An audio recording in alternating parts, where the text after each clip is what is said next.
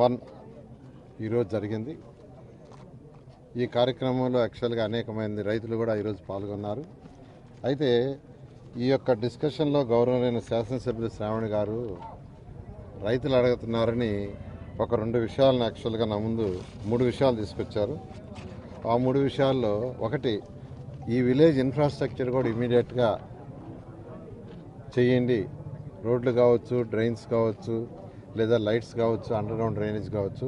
ఏదైతే 29 గ్రామాల్లో డిపిఆర్లు తయారు చేసి శాసనసభ్యులకు ఇస్తే వారు మళ్ళీ ఆ గ్రామంలో ఉండే వాళ్ళతో మాట్లాడటం, చిన్న మార్పులు చేర్పులు చేస్తే దాన్ని యాక్సెప్ట్ చేసి ఆల్రెడీ వర్క్ స్టార్ట్ చేసాము.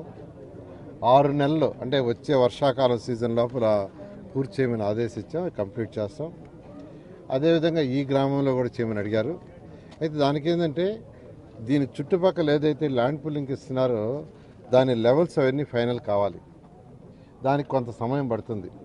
అంటే ఒక 2 నెలలు, 3 నెలలు, 4 నెలలు అది లెవెల్స్ కంప్లీట్ చేయించి అది అయిన తర్వాత ఇమీడియట్గా ఇక్కడ కూడా డిపిఆర్లు చేసి శాసనసభ్యులకు ఇవ్వడం జరుగుతుంది. వారు ఇక్కడున్న గ్రామంలో మాట్లాడి మార్పులు ఏర్పాటు చేస్తే అది చేస్తూ ముందుకు పోతామని తెలియజేస్తున్నాను. అదేవిధంగా మాకు ల్యాండ్స్ తీసుకుంటున్నారు. 2015 జనవరి 1 అప్పుడు నోటిఫికేషన్ ఇచ్చింది. తర్వాత సింగపూర్ వాళ్ళ దగ్గర డిజైన్ చేయించడానికి దానికి 8 నెలలు పట్టింది. నార్మన్ ఫాస్ట్ వాళ్ళు అందరినీ కాంట్రాక్ట్ చేయడానికి కొంత టైం పట్టింది. అయితే ఈసారి అంటే అవన్నీ పట్టడం వల్ల 2014-19లో మేజర్ వర్క్స్ అన్నీ స్టార్ట్ అయింది 2017 ఎండ్లో. అంటే ఎలక్షన్స్కి దాదాపు 1 ఇయర్ ముందే అక్కడ స్టార్ట్ అయింది. అమరావతి క్యాపిటల్ సిటీలో స్టార్ట్ అయిన వర్క్లన్నీ ఎలక్షన్స్ దాదాపు 1 ఇయర్ 2 మంత్స్ అయ్యాయి. అప్పుడు కూడా 3 ఇయర్స్ ముందుగానే స్టార్ట్ అయ్యింటే అవన్నీ కంప్లీట్ అయ్యాయి. అయితే గత ప్రభుత్వం రావటం, అనేక డెసిషన్స్ వాళ్ళు తీసుకోవటం రైతు సోదరులు నష్టపెట్టారు. అయితే ఈ ప్రభుత్వం రాగానే ఇప్పుడు అన్ని వర్క్ స్టార్ట్ చేసాము. ఎంతో వేగవంతంగా దాదాపు 55,000 కోట్లు ఖర్చు జరుగుతున్నాయి. ఇవన్నీ కూడా 3 ఏళ్లలో అయిపోతాయి. అధికార భవనాలు అయితే 4,026, అందులో ఒక 500 తప్ప మిగతావన్నీ రేపు మార్చి ఎన్నింటికి హ్యాండ్ ఓవర్ చేస్తున్నాం. సీడ్ యాక్సెస్ రోడ్ని ఫిబ్రవరి ఎండింగ్కి మంగళగిరి రోడ్డు పైకి ఎక్కిస్తున్నాం. అదేవిధంగా ట్రంక్ రోడ్స్ అన్నీ 2 ఇయర్స్ లోపల అయిపోతాయి. Layouts roads 2.5 years, iconic balls మాత్రం 3 ఇయర్స్ పడుతుంది. అయితే కొత్తగా ఏదైతే ఇప్పుడు ల్యాండ్ పూలింగ్ తీసుకుంటున్నామో అక్కడ వాళ్ళందరూ ఇలా డిలే అయితే ఎట్లా సార్ మాకు అంటే దానికి యాక్చువల్గా ముఖ్యమంత్రి గారితో చెప్పడం జరిగింది. ఫస్ట్ సీడాక్స్ రోడ్లు ఎలా అయితే ఇప్పుడు 2 లైన్ వేస్తున్నాం, మాస్టర్ ప్లాన్ 9 లైన్స్కి 12 లైన్స్కే మాస్టర్ ప్లాన్ చేస్తాం సార్. అయితే ఫస్ట్ ఒక 2 లైన్స్ చేసి ఫస్ట్ ఎలక్ట్రికల్ లైన్స్ ఇచ్చేస్తాం. ఏమైనా కన్స్ట్రక్షన్ చేసుకునే వాళ్ళు చేసుకుంటారు, ఇబ్బంది ఉందని దానికి ముఖ్యమంత్రి గారు యాక్సెప్ట్ చేశారు. అది వీలైనంత తొందరలో కంప్లీట్ చేస్తాం. అది 3 ఏళ్ళు కూడా అవసరం లేదు, ఒక 2 ఏళ్ళలోనే ఫస్ట్ అది కంప్లీట్ చేస్తాం. మిగతా వరకు జరుగుతూ ఉంటుంది అనేది యాక్చువల్గా శాసనసభ్యులకి ఇక్కడున్న రైతు సోదరులందరూ చెప్పడం జరిగింది. వీటన్నిటికంటే కూడా ఏంటంటే ముఖ్యంగా 2014-19లో రాష్ట్రంలో రైతు రుణమాఫీ ఉండింది రాష్ట్రం మొత్తం.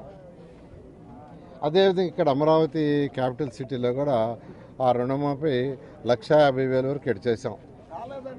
ఒక నిమిషం, 1,50,000 వరకు చేసాం. 1,50,000 వరకు చేసాము.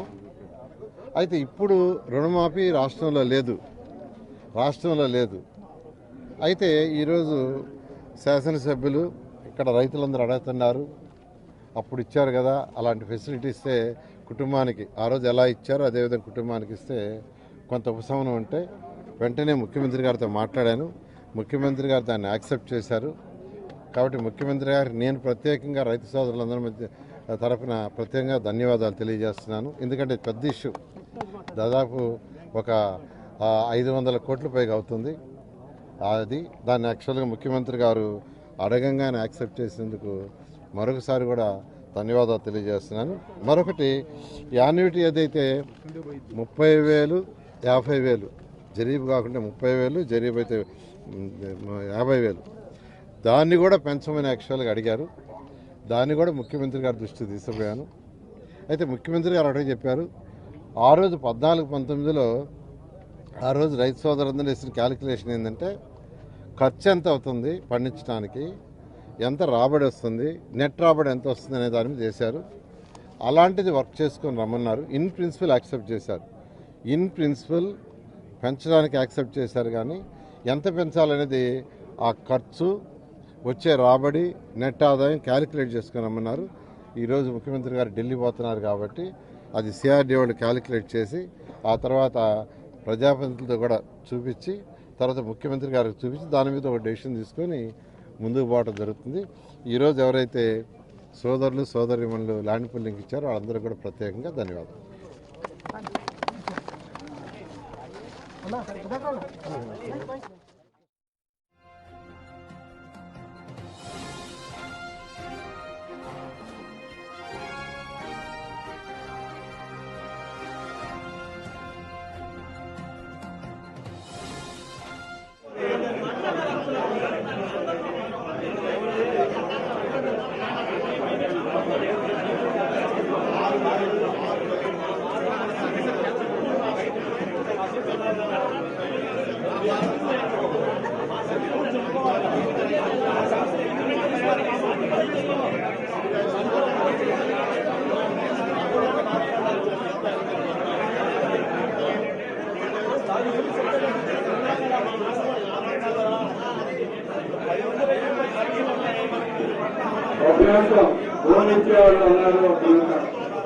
ఒక్క నిమిషం అంటే మీడియా ఒక్క నిమిషం కొంచెం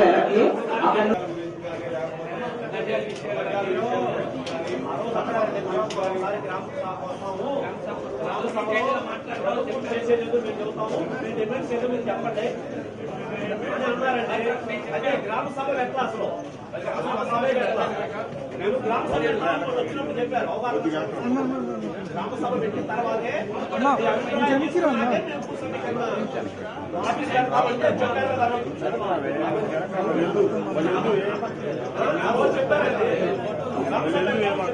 గ్రామ సభ పెడతాం. ఒకటి కాదు, ఎన్ని గ్రామ సభలు అంటే మనకు అవసరమైన గ్రామ సభలు మనం పెట్టుకుంటూ వెళ్తాము.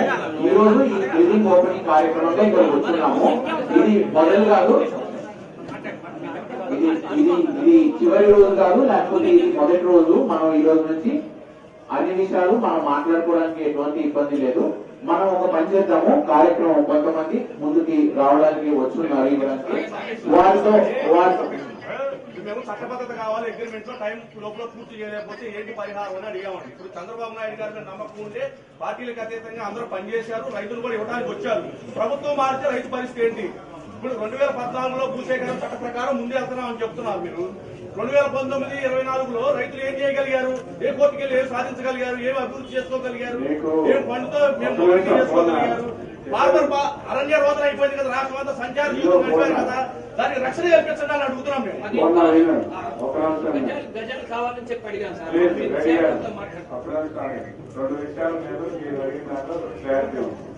కొన్ని డిమాండ్స్ అడిగారు, కొన్ని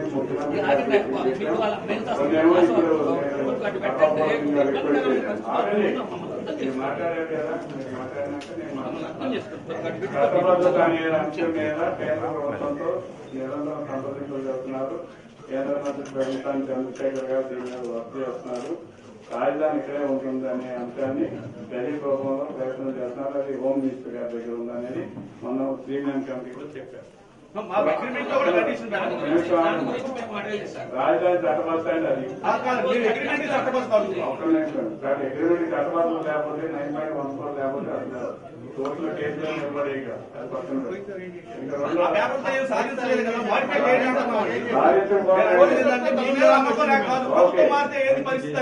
ఒక్క నిమిషం. నీకు ప్రభుత్వం మారుతాం అనే పాయింట్ అనేది పక్కన పెడితే నాట్ అనే దానికి సమాధానం ఉండాలి. పూర్తిగా వినండి, మీరు అడిగినట్టు సమాధానం చెప్తున్నారు. ఆ ల్యాండ్ పూలింగ్ జరిగిన రోజుల్లో అభివృద్ధికి సంబంధించి 8 సంవత్సరాలు పట్టింది. ఈ సంబంధించి కొత్త ప్రాజెక్ట్స్ వచ్చినాయి కాబట్టి ఈ ప్రాజెక్టుకు సంబంధించి ఈ భూమి సేకరణ తీసుకున్న సందర్భంలో 3 సంవత్సరాల కంటే లోపే అభివృద్ధి చేసి చూపిస్తాం అనేది ఖచ్చితం. అందులో డౌట్ మీరు హామీ ఇస్తున్నారని మేము అంటే అగ్రిమెంట్ లో పెట్టమంటున్నాం అండి. దాంట్లో తప్పే ఉంది అంటున్నాం. మేము 60 రోజుల లోపు మీ ఊర్లో సేమ్ యాజ్ ఈజ్ గా ఇప్పుడు 2014లో మీరు భూ సమీకరణ చేసినప్పుడు ఏమైతే ప్రొఫార్మా పెట్టుకున్నారో ఆ ప్రొఫార్మా ప్రకారం 50,000 మంది రైతులు ఇచ్చారు, 33,000 ఎకరాలు ఇచ్చారు కదా, వాళ్ళందరూ న్యాయ పోరాటాలకు వెళ్ళారు కదా, వాళ్ళు అభివృద్ధి చేయగలిగారా? ఆ రోజు ప్రభుత్వాన్ని మెడలోంచి అభివృద్ధి చేయించుకోగలిగారా? ఫండింగ్ తో ప్రోగ్రెస్ చేయించుకోగలిగారా? అట్లా చేయించుకోగలిగేటటువంటి చట్టం ఉండాలంటున్నాను నేను అడిగేది. ఈ డౌట్ ఏంటంటే ఆయన 3 రాజధానులు పాట పెట్టి ఇక్కడ నుంచి రాజధాని తీసేస్తే మీకు వచ్చే అభివృద్ధి సంగతి కొంచెం డౌట్. ఆ పరిహారం ఏంటి? కండిషన్ పెట్టమంటున్నాను. నా మాట రాజధాని ఎక్కడ ఉంటుంది, మాస్కానికి లేదని కేంద్ర ప్రభుత్వం చెప్పినాక ఇంకా అభివృద్ధి అభివృద్ధి కార్యక్రమం గురించి దాని గురించి అడగలేదు. నేను అభివృద్ధి కార్యక్రమం గురించి అడుగుతున్నాను. చేసేస్తాను, మీరే చెప్తున్నారు అమ్మక అగ్రిమెంట్ లో పెట్టండి అని అడుగుతున్నాను. 3 సంవత్సరాల లోపల అభివృద్ధి చేసి ఇవ్వలేకపోతే ఈ పరిహారం ఇస్తామని అందరూ ఇస్తానని రాసి మీరు 3 సంవత్సరాల లోపు అభివృద్ధి చేస్తామని నేను కూడా రిక్వెస్ట్ చేస్తాను. మీరు కూడా నాకు హామీ ఇవ్వండి. అందరూ పనులు వ్యాప్తి చేస్తాను. అగ్రిమెంట్ గా మీరు కండిషన్స్ యాక్సెప్ట్ అయితేనే కదా మేము అనేది.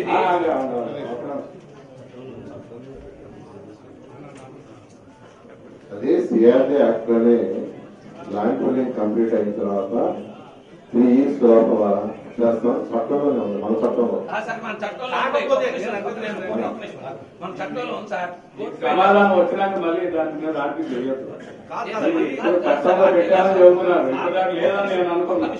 నేను అంటే చట్టంలో స్ట్రెంత్ ఉంటే 2019, 2024 ఉంది కాబట్టి రాజధాని ఇక్కడ అదే ఇదే పోయేమన్నా. కోర్టు, హైకోర్టు, సుప్రీం కోర్టు ఏ కోర్టుకి వెళ్ళినా కూడా నిలబడింది రాజధాని.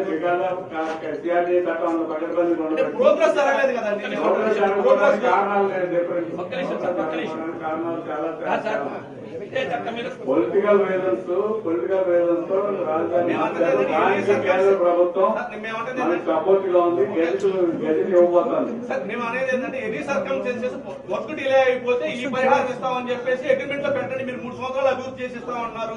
4 సంవత్సరాలు సమయం తీసుకొని 4 సంవత్సరాలు అభివృద్ధి చేయలేకపోతే పరిహారం పెట్టండి, భారమైన పరిహారం పెట్టండి. ఇప్పుడు మీరు 3 సంవత్సరాలు అభివృద్ధి చేయకపోతే you can go to court of law.